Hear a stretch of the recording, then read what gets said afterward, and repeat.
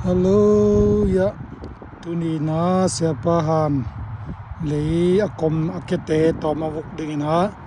Jackson le vumpi to keto kathumina na pai thenge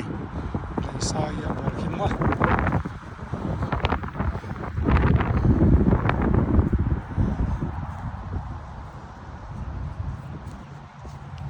idana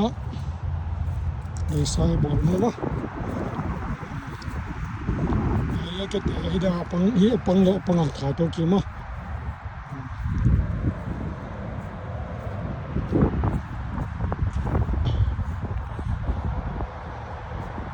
che cha tamai le